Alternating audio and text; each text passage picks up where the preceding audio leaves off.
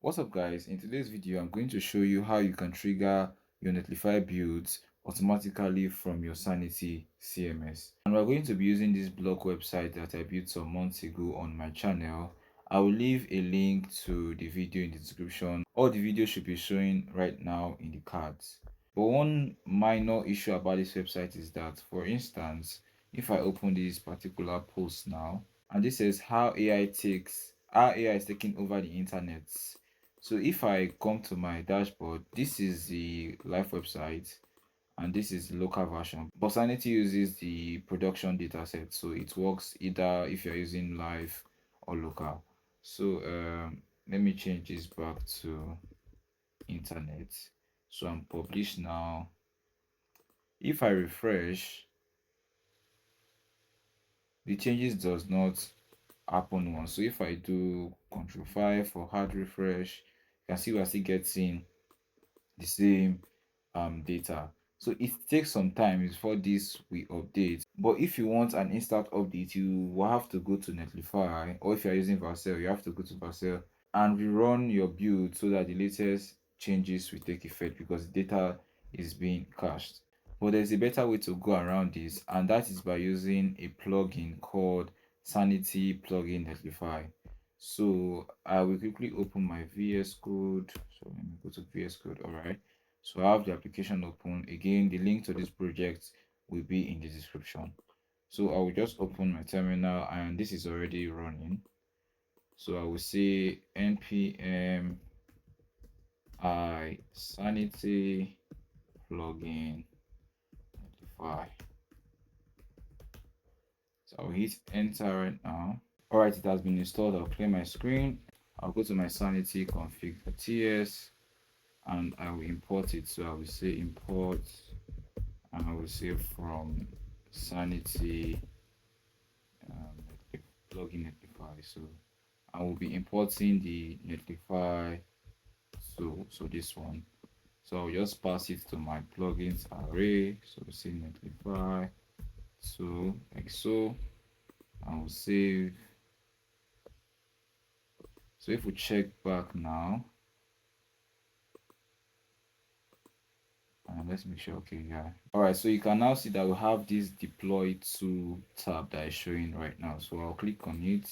And you can see it's saying no deployments created yet. So we can either add a project from here or here. So I'll say add project. So the name of the site, just copy the name of the site. So sorry, this should be copy, not paste. So for the site ID, we just follow the steps right here. So let me go to Netlify. So I have the website open on my Netlify dashboard, and if I scroll down, you will see that my project has been deployed. So if I even refresh this now, I should get the actual data. So if I come back here, so I used a webhook that would run automatically, but the process is not really straightforward. So by the end of the video, I might delete that step because what we are going to work with is much better and faster. And by the ways, if you have your own project, what I just said won't really affect you at all. So we'll go back and we want to get the site ID from the site details. So I'll go to project configuration and this should be the site ID, which is the project ID. Copy this and paste it here. And we'll go to site settings, build and deploy, and build hooks. So we'll go to build and deploy and we'll look for build hooks. So yeah, so this is the one we currently have. I will just quickly delete this one because we don't need it anymore, and we'll add a new one. So I'll call this one blog hook. I want to deploy from only the main branch. But if you have other branches, you're going to see them there. So we'll save, I'll copy this and paste it right here. And for this branch, we'll just leave it as it is because we are deploying from the main branch. But if you want a custom branch, you can add that right here. Then for these access tokens, let's just click on this to get it. All right, so I have two, but since it's your first time, you shouldn't get anyone. So let me quickly delete this one because it has expired. And I'll say new access token. I'll give it a name. We'll just say blog token. And this days, I'll just leave it at 7 days, but you can expand yours to whenever you want. So I'll say generate token, copy this and paste it right here. And we just leave all the other things as they are and click on create. And we've successfully created our deployment. So I'll close this out. And if I come to my structure tab, to my subscriptions, sorry, to my posts, and let's try another post. So let me go back and select another post. So let's do this build this responsive website.